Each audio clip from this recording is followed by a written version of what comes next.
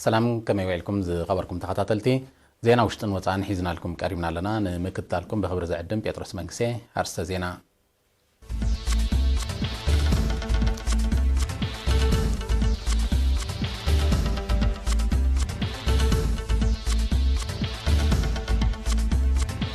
أب زبعن سبا زحاشة أوتوت حرشا كم ترغبة تقليتون أمنو زبا حقاز توتنا مربات تعنا بعد محنات كم تتقبر تقليتون أب زوادو كيسان كلتن سدرا بيتات بستقبر لندقفتت أيسان زوا معكلاي مبراقنا بحدش وقل كامل رح تساقيون الشباب سراويت كينيان أمريكان زقلقلوا لهم مع عسكر حيل بحريات كيعو تطاو قلولاو معراب أفريكان ناقر لكم زمتسع تقليتون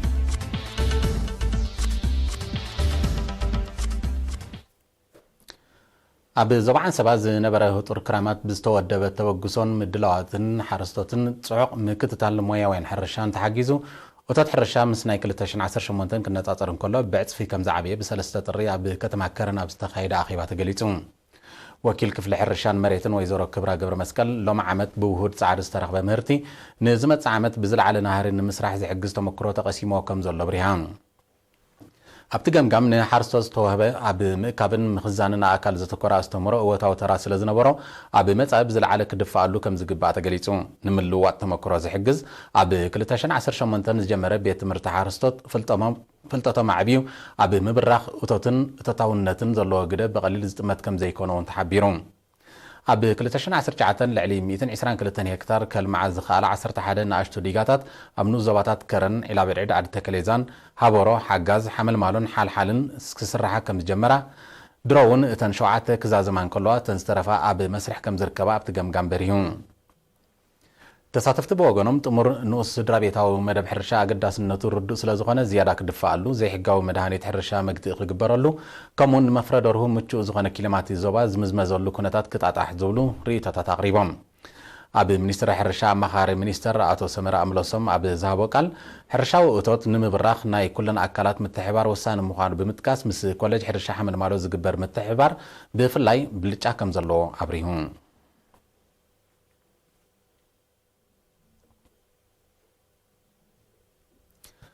أب منطق صرق بالع زوع المسارحيات باستفلالي مخنيات أب زبالة شغلو قلت فتصقنا أنت زي رخيبو تسرح كم سنة خلف فلوطين نازي نمفواس دما منستر حرشة سلطنا ودي بغنيو ملو تحستو بملكة صاب تداليلو يعقوب قبرت نسائي كقربوين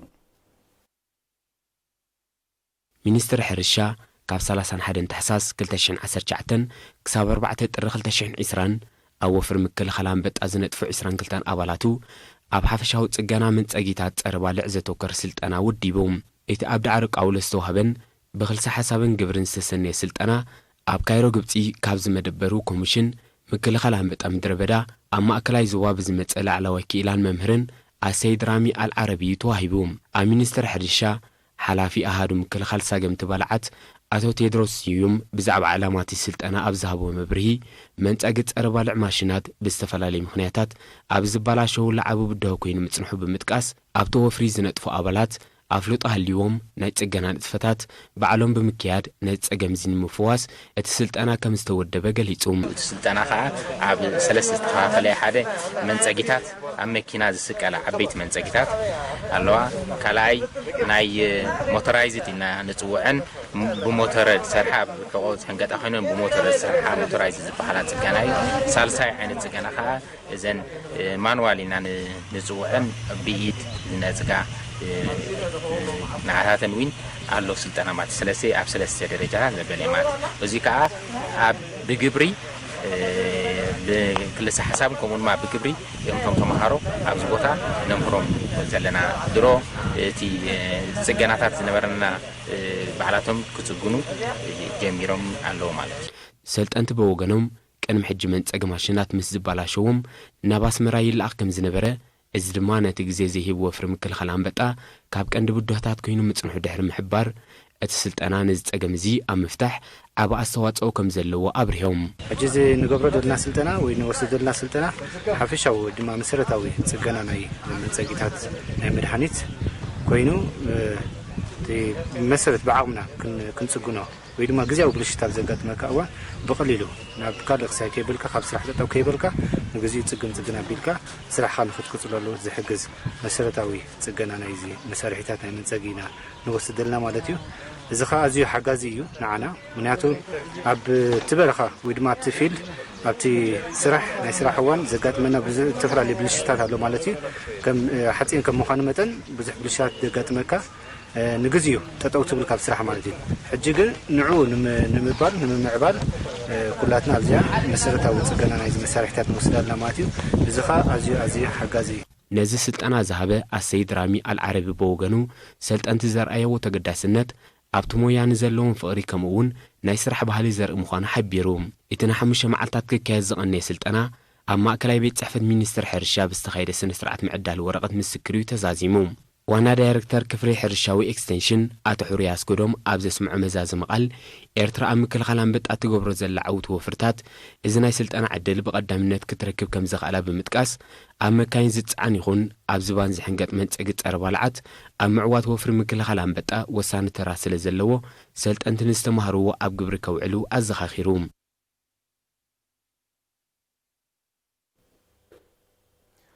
ኣብ ኑዞባ ሓጋዝ ኣብ 2019 ክትግበር ዝተወጠነ መደባት ጥዕና ብውህደት ኩሎም ኣካላትን ሕብረተሰብን ብኣድማዓነት ከም ተሰላሰለ ብ31 ታሕሳስ ኣብ ዝተኻየደ ገምጋም ተገሊጹ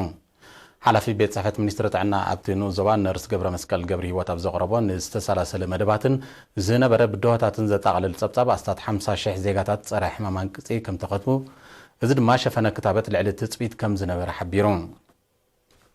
ኣብ ጨንፈር ሚኒስትሪ ጥዕና ዞባ ዓንሰባ ሓላፊ ኣሃዱ ስድራ ቤትን ኮምን ኣቶ ቢንያም ፍስሓጽን በወገኑ ኣብቲ ዞባ ንቕሓትን ኣፍልጦን ሕብረተሰብ ኣብ ኣገልግሎት ጥዕና ብሓፈሻ ኣብ ክታበት ድማ ብፍላይ ብምዕባዩ እቲ ወፍሪ ኣድማዒ ከም ዝነበረ ገሊጹ ኣካይዲ ስራሕ ምምሕዳር ንዞባ ሓጋዝ ኣቶ ተኽለ ሃይማኖት ሙሳኤል ኣብ ዘቕረቦ ቃል ኣብቲ ንዞባ ዝሰላሰል ልምዓታውን ጥዕናውን መዳያት ዝያዳ ውፅኢት ንኽርከቦ ዝምልከቶም ኣካላትን ኣመሓደርትን ምትሕባሮምን ጻዕርታቶምን ከሐይሉ ጸዊዑ ብኻል ወገን ነበርቲ ምምሕዳር ከባቢ ግላስ ን36 ስድራ ስዋኣት ኣብ ምእካብ ዘራእቲ ሓገዝ ከም ዝገበሩ ወኪል ኤሪና ሓቢሩ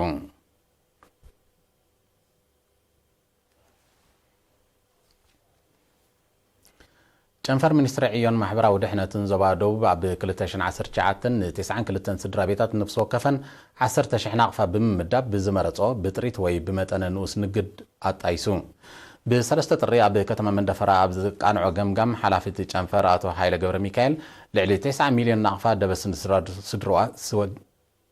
ንስድራ ስዋኣት ከም ተኸፍለ ገሊጹ ብዘይካዚ ብሰንኪ ቁጠባዊ ጸገም ካብ ማኣዲ ትምህርቲ ንኸይበኽሩ ን800 ተምሃሮ ናይ ናውቲ ትምህርቲ ሓገዝ ከም ተገብረ እውን ኣረድዩ ኣመሓዳሪ ዞባ ደቡብ ኣቶ ሃብታብ ተስፋጽን ኣብ ዘስምዖ መዛዘሚ ቃል ንኣገዳስነት በቲ ጨንፈር ዝሰላሰሉ መደባት ብምጥቃስ ኣብ 2020 ብዝለዓለ ውህደትን ጽፈትን ኣድማዒ መደባት ከም ዝሰላሰል ጽኑዕ እምነቱ ገሊጹ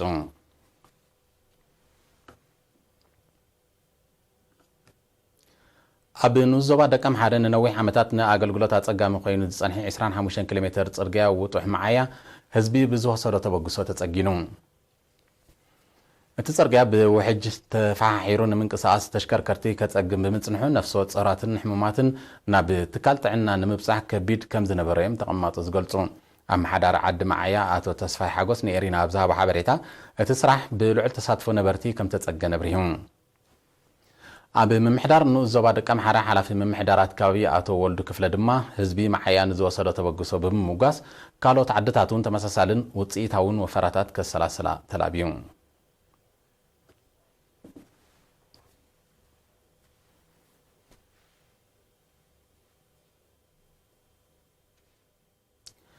ዝስዕብ ዜናታት ወፃኢ ንምክትታልኩም ብኽብሪ ደጊምና ንዕድም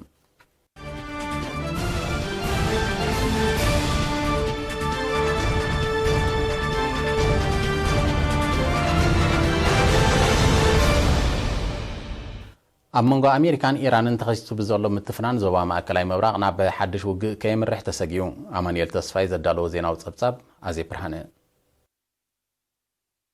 أمونغو أمريكان إيران تنحم مفحفحنا بسخف الدرجة بمعراغو زوبا ماكلاي مبراق ناب كبير وتهدراونو تكاتو خمس خل كإلاتات يمتلو أمونغو خلتين هاجرات فخم كبل تنح زي مكراو أمريكا بزحلف السمون نازاز حلوا صورة إيران زخانة نابتو زوبا عابت الوازن برون جنرال قاسم سليمان دحر مقتالو ترز كم زديبة أتواتري بقللو زهاد كم زي مسلي من تخونتات بقربا زكاتات الوغنا زحبرو زلو قبل الجنرال نستخايد متقعتي سب ألبو نفرتي زعزز بريزيدنت دونالد ترامب إيران قبل زيغاتات أمريكا يخون ربحاتات متقعت مستكايد هاجرو كتتقع متخيل حامسان كلتن علاماتات إيران على لامهلوا أفليت الله بزر ما زي مكراو أمريكان إيران ناوت هدراو رمت كاتو زعبي تخلو خمزلو قمتات الله حيا لهاجرات ماكلاي مبراق بحفش عيرا درما بفلاينت بأمريكا ستوست متقعت أير تقاوم بمهلوا هلوا أمريكا بتوزوبا أملكت حتو كاتو خمس خلي زك على حزلو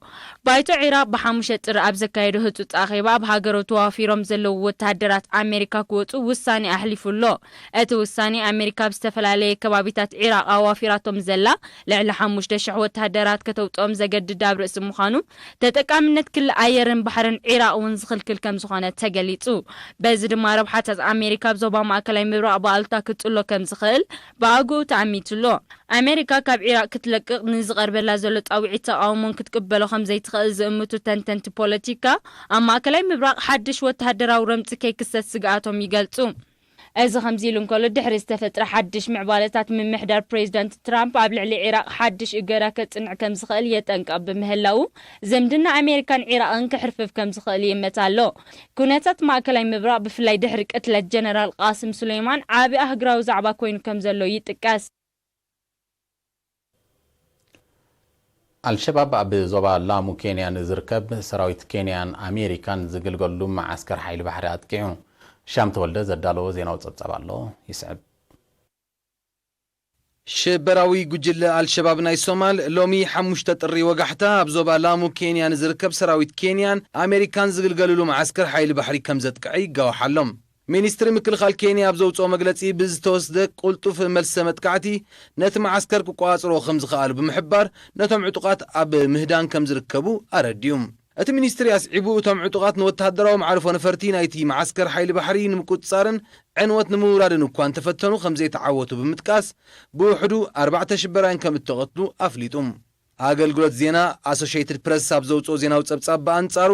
በቲ አስታት ሚቲ አባላት ሰራዊት አሜሪካ አስኪሮም ዝርከቡ ማዕስከር ኃይል ባህሪ ኬንያ ዝተኻየደ መጥቃዕቲ አልሸባብ ክልተ ነፈርቲ ኺናት ክልተ ዋነት አሜሪካ ዝኾነ ሄሊኮፕተራትን ሓያሎ መካይንን ከም ዘዓነዋ ገሊጹም ሽበራው ኃይል አልሸባብ በወገኑ በቲ መጥቃዕቲ ሓያሎ አባላት ሰራዊት ኬንያን አሜሪካን አደዳ መቅሰልትን ከም ዝኾኑ አፍሊጡሎም አፈኛ ናይቲያ በጅቡቲ አስኪሩ ዝርከብ ሰራዊት አሜሪካ ብዛሃበ መግለጽ ድማ ነቲ በአልሸባብ ዝተዋሃበ መግለጺ ካብ ሐቅ ዝርሐቅ ክብል ነጺግዎም አብዚ ሓለፈ ሳልስቲ አብዚ ምስ ሶማል ዘዳው ብዞባላሞ ኣብ ልዕሊ ትጓዓዝ ዝነበረት ህዝቢ እተመላልስ አውቶቡስ ብዝተኻየደ መጥቃዕቲ ብውሕዱ 3 በርጌስ ከም እተቐትሉን ካልኦት 2 ከም ዝቆሰሉን ይዝከር አልሸባብ ኣብ ቅንያት ሓድሽ ዓመትን ልደት ፈረንጅን ሽበራው መጥቃዕቲ ክፍጽም ከም ዝኽእል ዝእምት ጸጥታዊ ሓበሬታ ዝረኸቡ ሓይልታት ምክልኻል ኬንያ ልዑል ጸጥታዊ ንጥፈታት ከካይዱ ምጽንሖም እዩ ዝግለጽ ነቲ ሽበራው ሓይል ንምድምሳስ ወተሃደራዊ ስርሒታት ከተካይድ ዝጸንሐት አሜሪካ ፕሬዚደንት ዶናልድ ትራምፕ ኣብ 2017 ኣብ ስልጣን ካብ ዝመጽእ ኣትሒዛ ኣብ ልዕሊ ዕላማታት አልሸባብ ተካይዶ ዝነበረት መጥቃዕትታትን ደብዳብን ከም ዘሕየለቶ ጸብጻባት የነጽሩ ኣብ ምዕራብ አፍሪካ በሓፈሻ ማሊ ኒጀር ቡርኪና ፋሶን ኒጀርን ኣብ ዝርከበን ኣባል ሃገራት ድማ ብፍላይ ተፈጢሩ ዘሎ ጸጥታዊ ወጥሪ ኣብ ልዕሊ ዜጋታት ከቢድ ማሕበረ ቁጠባዊ ተጽዕኖ ኣኽቲሉ ከም ዘሎ ተገሊጹ ንጸብጻብ ኣማኑኤል ተስፋይ ሳምሶን ሃይለ ከቕርቦ እዩ ኣብ ዞባ ምዕራብ አፍሪካ ተኸሲቱ ዘሎ ጸጥታውን ወተሃደራውን ቅልውላው ነቲ ዞባ ብሓፈሻ ንገለ ኣባል ሃገራት ድማ ብፍላይ ኣብ ከቢድ ማሕበረ ቁጠባዊ ጸገም ሸሚምዎን ከም ዘሎ ተገሊጹ እቲ ዞባ ምስ ሙሉእ ባህርያዊ ጸጋታት እንከሎ ዜጋታት ናይተን ሃገራት ብሰንኪቲ ተፈጢሩ ዘሎ ጸጥታዊ ዘይምርግጋእ ኣደዳ ምምዝባል ጥሜትን ሳዕቤናቱን ክኾኑ ይረኣዩ ምህላዎም ዝፍለጥ እዩ ብዘይካዚ መዓልታዊ ብዝካየድ ዘሎ ሽበራዊ መጥቃዕትታት ህይወት ብዙሓት ሰባት ክጠፍእ ልሙድ ተርእዮ ኮይኑሎም ናይጄርያ ማሊ ጫድ ቡርኪና ፋሶ ኒጀርን ሞሪታንያን ገለ ካብተን በቲ ፀጥታዊ ዘይምርግጋእ ዝያዳ ዝህሰያ ዘለዋ ሃገራት ዞባ ምዃንን ፀብፃባት ይጠቕሶም ነቲ ወጥሪ ንምህዳእ ዝተኻየደን ዝካየድ ዘሎን ዞባውን ኣህጉራውን ፃዕርታት ዛጊት ዝጥቀስ ውፅኢት ስለ ዘይተረኽቦ ነቲ ቅልውላው ኣብ ሓፂር እዋን ዝዓርፍ ከም ዘይመስል እዮም ነቲ ኩነታት ብቐረባ ዝከታተሉ ወገናት ዝእምቱ ፈረንሳ ኣብ 2012 ኣብቲ ዞባ ብሓፈሻ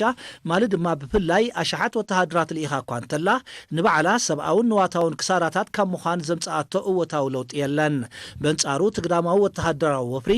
ኣብቲ ዞባ ተቃውሞታት ብምስዓብ ነቲ ሽበራዊ ንጥፈታት መሊሱ ከም ዘጋደዶ እዮም ናይ ቀረባ ተዓዘብቲ ዝገልጹ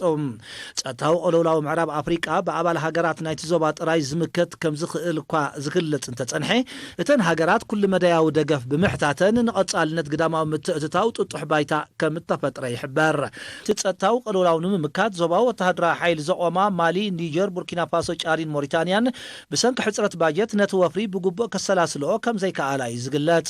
ኣብቲ ዞባ ዝግበር ግዳማዊ ምትእትታው ብቐንዱ ዕቑር ፀጋታትን ምጉሕጓሕ እምበር ፀጥታዊ ዕላማ ከም ዘይብሉ ወተሃደራውያን ተንተንቲ ይጠቕሱ ገለ ወገናት ነቲ ወተሃደራዊ ወፍሪ ዘይቀጥታዊ ዳግማይ መግዛእቲ ክብሉ ይገልፅዎ ምህላዎምን ይሕበር እዚ ከምዚ ኢሉ እንከሎ ኣብቲ ዞባ ተፈጢሩ ዘሎ ፀጥታውን ወተሃደራውን ዘይምርግጋእ ንብልሽውና ምቹእ ባይታ ብምፍጣሩ ነቲ ፀገም መሊሱ ከም ዘጋደዶ ተዓዘብቲ ይገልጹ ብሰንኪ እቲ ተርእዮታት ዞባ ምዕራብ ኣፍሪቃ ብባህርያዊ ፀጋታት ብሓፈሻ ነዳዲ ድማ ብፍላይ ርቡሕ እኳ እንተኾነ ህዝቢ ተጠቃሚ ፀጋታቱ ክኸውን ከም ዘይተራእየ ዝፍለጥ እዮም ዝዓበየ ክፋል ህዝቢ ናይታ ብነዳዲ ሃብታም ዝኾነት ናይጀርያ እታው ነዳዲ ክፅበ ምርኣይ ፀጋታት ናይቲ ዞባ መርገም ኮይኑ ከም ዘሎ ዘነፅር ምዃኑ ተዓዘብቲ ይምስክሩ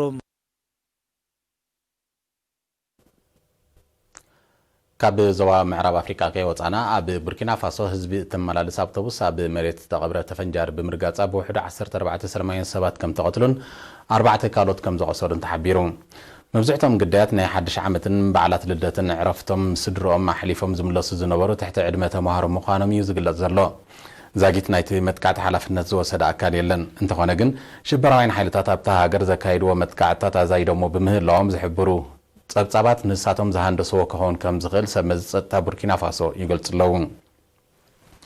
ኣብ ድሮ በዓል ልደት ፈረንጂ ሽበራውያን ጉጅለታት ኣብ ሰሜናዊ ሸነኽታ ሃገር ኣብ ልዕሊ ዝርከብ ወተሃደራዊ ማዓስከር ብዘካየድዎ መጥቃዕቲ 35 በርጌስ ከም ተቐትሉ ይዝከር ሃገራት ዞባ ሳሕል ኣንጻር ኣብቲ ዞባ ዝንቀሳቐሱ ሽበራውያን ሓይልታት ዘቐንዐ ሓበራዊ ወተሃደራዊ ሓይሊ ብምዃም ፃዕርታት እኳ እንተካየዳ ዛጊት ዝተረኸበ ዝጥቀስ ዓወት ከም ዘየለ እዩ ዝግለጽ መጥቃዕቲ ሽበራውያን ሓይልታት ነቲ ኣብተን ሃገራት ዘሎ ቀቢላዊ ፍልልይ ዝጠንቁ ምትፍናን ሕብረተሰባት ብምግውሃር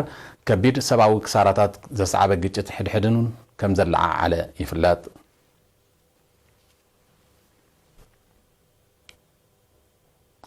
ቱርኪ ናብ ሊብያ ሰራዊት ንምልኣኽ ዘውፃእቶ መደብ ተግባራዊ ጌራቶ ባይቶ ቱርኪ ነቲ ውጥን ዝሓለፈ ሰሙን ከም ዘፅደቆ ዝፍለጥ ኮይኑ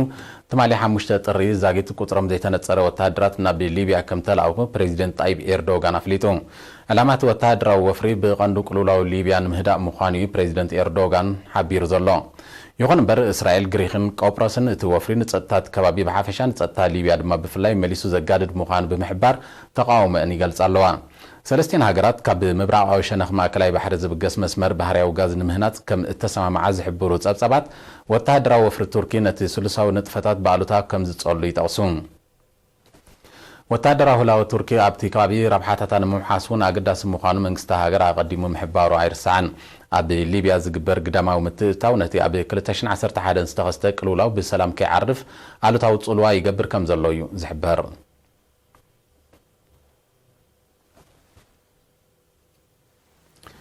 እዚ ከምዚ ኢሉ እንከሎ ኣብ ከተማ ትሪፖሊ ሊብያ ኣብ ልዕሊ ዝርከብ ወተሃደራዊ መሰልጠኒ ማእከል ብዝተኻየደ ደብዳብ ነፈርቲ ኩናት መብዛሕትኦም ሓደስቲ ተዓለምቲ ምዃኖም ዝተገልጹ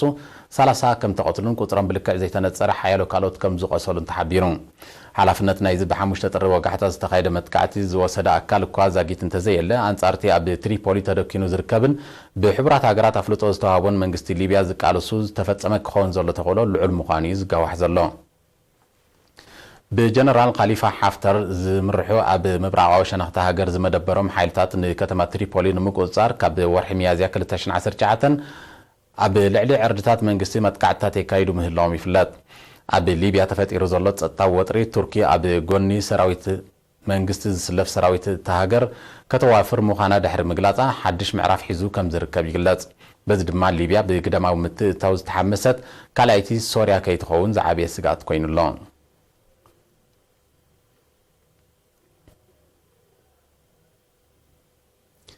ب4 ጥርን ሚኒስትሪ ጉዳያት ወጻኢ ኦስትሪያ ዕላማ ዝገበረ መጥቃዕቲ ሳይበር ከም ተኻይደ ሰመዝቲ ሚኒስትሪ ሓቢሮም እቲ ሚኒስትሪ ኣስማት ሃገራት እኳ እንተ ዘይጠቐሰ ኢድ ግዳማዊን ወገናት ከም ዝነበሩ ግን ኣፍሊጦ እቲ ተርእዮ ገና ክቕፅል ከም ዝኽእል ዝሓበረ ሚኒስትሪ ጉዳያት ወጻኢ ኦስትሪያ ኪላታት ንምግትኡ ብዕቱብ ክሰርሑ ኣዘኻኺሩ ሓያሎ ሃገራት ኤውሮጳ ካብዚ ኣብ ኦስትሪያ ዘጋጠመ ዘይፍለጥ ተደጋጋሚ መጥቃዕቲ ሳይበር ከጋጥመን ከም ዝጸንሐ ጸብጻባት ይጠቕሱ መጥቃዕቲ ሳይበር ብደረጃ ዓለም ዝዓበየ ጸጥታዊ ስጋት ኮይኑ ከም ዘሎ ይፍለጥ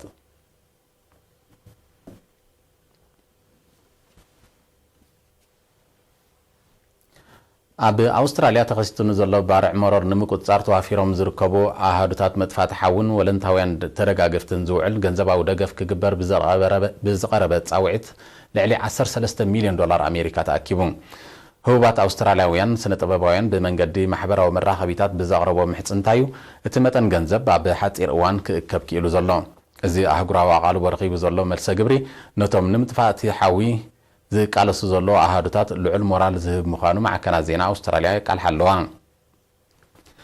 ብመሰረት ጸብጻባት በቲ ካብ ዝሓለፈ ወርሒ መስከረማት ሒዙ ሰፊሕ ከባቢታት ሃሚኹ ዘሎ ባርዕ መሮር ብውሕዱ 24 ሰባት ከም ዝሞቱ ይፍለጥ ዛጊት ኣብ ዝተፈላለየ ሸነኻት ኣውስትራልያ ልዕሊ 200 ሓደጋታት ባርዕ መሮር ተኸሲቱ ከም ዘሎ ዝሕብሩ ጸብጻባት ብሰንኩ ብሚልዮናት ዝቑጸሩ እንስሳታት ዘገዳም ከም ዝሃለቑ የረድኡ መንግስቲ ኣውስትራልያ ልዕሊ 3000 ኣባላት ዕቑር ሰራዊት ኣብ ምጥፋእቲ ባርዕን ናይ ድሕነት ስራሓትን ክሳተፉ ብ3 ጥሪ ከም ዝኣዘዘ ይፍለጥ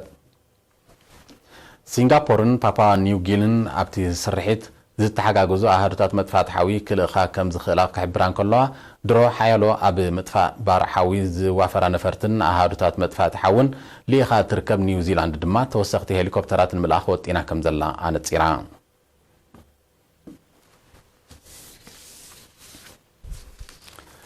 ዝኸበርኩም ተኸታተልቲ ንሕጂ ዝተዳለወ ዜና መሰናድኦና ብዝተዛዚሙሎ ምስ ተረፉ መደባትና ብሩኽ መዓልቲ